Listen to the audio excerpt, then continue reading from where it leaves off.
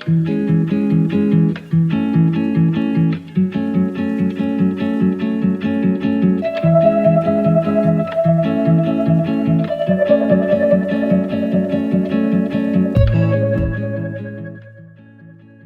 Residência Expressa Educação, professor pesquisador, é antes de tudo a nossa vontade de estar com a comunidade escolar e de aprender junto com ela nesse momento de crise que foi a pandemia, de aprender a estar junto. Foi um momento em que a gente aprendeu a criar redes a partir da internet e junto com esses professores construiu esse programa, né? Eu percebi o interesse deles pelo Egito, então nós começamos a construir, a delinear o projeto Viemos do Egito. Foi aí que surgiu, da percepção das crianças de que nós, os primeiros seres humanos, saíram ali do Vale do Nilo, partiram do Vale do Nilo para o mundo, né? E a minha preocupação, na verdade, foi trazer um referencial, resgatar um referencial negro e positivo da África. Meu projeto, ele é voltado para o ensino do texto, as reflexões sobre as questões de interpretação, midiáticas e relacionais no contexto da internet. Percebi que em sala de aula, devido à defasagem da rede, há uma dificuldade dos jovens ensino médio nesse contexto. Então, o meu projeto ele abordou como eles usam a tecnologia, eles estão na mídia em todos os variados setores, produzindo, elaborando textos e publicações. Eu percebi que havia uma desmotivação quanto ao texto em si, o papel. Então, eu resolvi tentar juntar o físico com o midiático.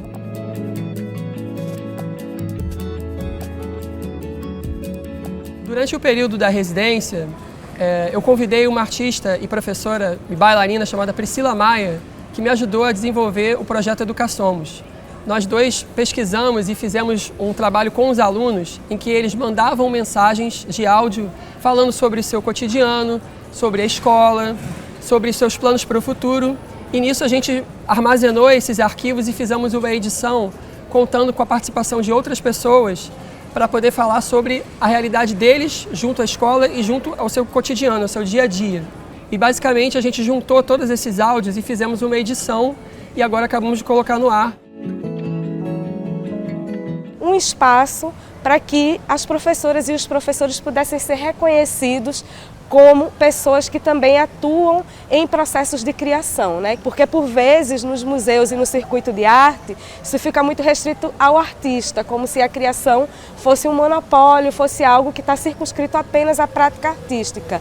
Então nós queríamos reconhecer, afirmar e remunerar, porque a residência tem uma bolsa, professoras e professores para que dedicassem um tempo da sua semana, um tempo do seu mês, 6 meses aí de experiência a encontrar ferramentas juntas e juntos, porque a residência constituía um coletivo de pesquisa, constituía um coletivo que tinha os mentores, que eram pessoas especializadas na área de cultura digital. Então, juntando essas experiências, nós gostaríamos de criar novas formas de pensar a prática educativa. Eu e a Maria Cláudia, a gente fez um trabalho no Instagram, fazendo cada dia da pandemia. Durante 202 dias a gente criou cenas com miniaturas e meio que eu passei isso para os estudantes também, colocando o que acontecia. A Maria Cláudia descobriu dentro de casa um novo mundo, então era uma proposta também colocada para os estudantes. E aí, né? Essa casa que a gente está agora, ela pode ampliar essa ideia dessa casa e ela ser outros mundos aí também. Para a residência, nós conseguimos fazer 2 revistas, né? Uma sobre abrigos e outra sobre colagem. A residência surge um pouco nesse desejo de pensar como criar outras formas de aprender e de mediar as relações do conhecimento, da informação e do campo da arte de um modo geral, junto com esses professores que, de uma maneira brusca, passaram de uma ação muito presente, cotidiana com seus alunos, para uma ação completamente remota. Cada projeto fala de uma relação muito específica com a sua comunidade escolar. Eles são muito generosos e atentos e sensíveis a essa escuta do que faz sentido para cada local, para cada contexto, para cada sala de aula.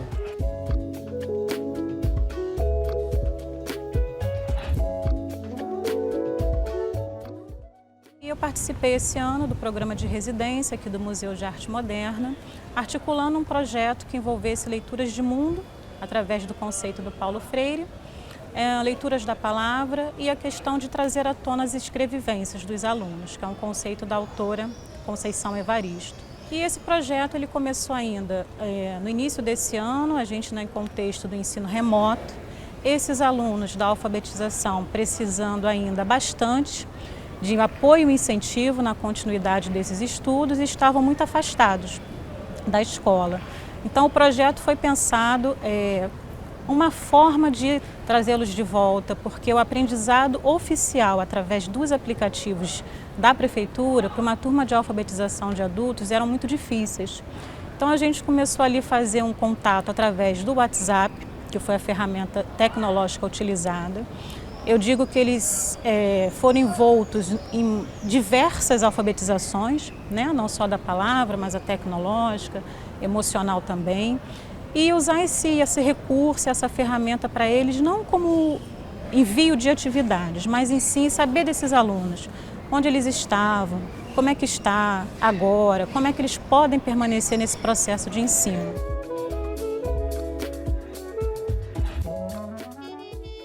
Sou uma professora com formação em educação antirracista. Em outubro de 2020, tive acesso a uma formação que ensinava a fazer histórias em quadrinhos através de um site chamado Pixton. Angustiada pela falta do contato com os alunos, pela dificuldade de continuar trabalhando a temática, né, do racismo no Brasil, das relações tensas que a gente convive na nossa sociedade, eu resolvi produzir essas histórias em quadrinhos com essa temática, onde eu virei a personagem e minha família, interagindo comigo, dialogava com relação a essas relações do cotidiano e que são tensas e que precisam ser dialogadas no nosso dia a dia.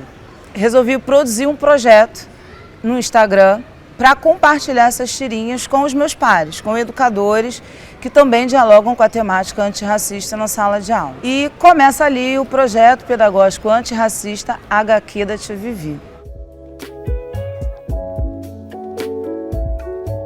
Um dos tipos de encontros que a gente teve foram os chamados encontros de inspiração, em que outros educadores vinham para dar palestras sobre experiências que eles já tiveram com cultura digital dentro de diferentes temáticas. Por exemplo, a educação ligada às linguagens de mídias sociais, o hackerativismo, os jogos digitais, processos artísticos e também projetos de acessibilidade e de inclusão digital. E o outro tipo de encontro que a gente teve com eles foram as mentorias, que eram individuais, né, cada residente junto com um mentor e com um educador do MAN para o desenvolvimento dos seus projetos. E foi muito importante os encontros de inspiração, porque, em primeiro lugar, pela valorização do projeto, né, por começar a entender pelo olhar de terceiros que aquilo era um movimento político-pedagógico, um movimento importante, que pessoas achavam que era uma iniciativa que precisava crescer e a partir daí a gente começa a pensar em transformá-lo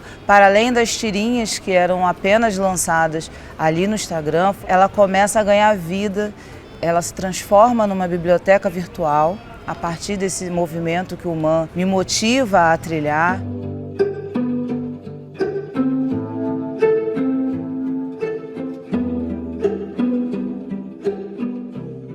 Nesses 27 anos, eu não vi ainda um espaço em que as dificuldades externas fossem discutidas dentro da escola, fossem vistas por algum setor, sendo da nossa rede ou não. Nesse processo de residência, por exemplo, que eu percebi que eu tinha um olhar afrofuturista, por exemplo, que eu nunca dei um nome para o que eu estava fazendo, que era trabalhar o olhar dos alunos, das crianças, o olhar de corpos de pessoas negras, ao mesmo tempo resgatando o passado negro da África, um passado de prestígio, de poder, de valor, mas projetando o futuro também, projetando um futuro protagonista negro. O objetivo da minha pesquisa era que os alunos tivessem voz ativa, que fosse um trabalho em que eles pudessem se destacar através das suas falas, através das suas visões, das suas perspectivas.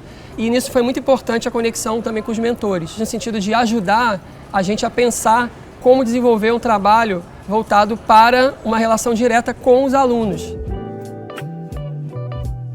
Toda essa produção dos estudantes reverberou em uma exposição, né, física dos trabalhos que eles criaram, que será a primeira exposição que vai ter na escola, nesse sentido, não mais aquela exposição daquela ideia de mural, sabe, trabalho de arte tem que botar no mural, mas tendo uma sala, pensando de outras maneiras.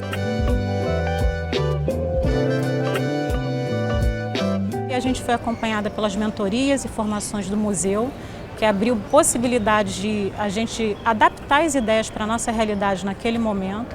Os alunos se viram participativos e foram nascendo as escritas e as vivências, né, do que eles estavam imersos naquele momento.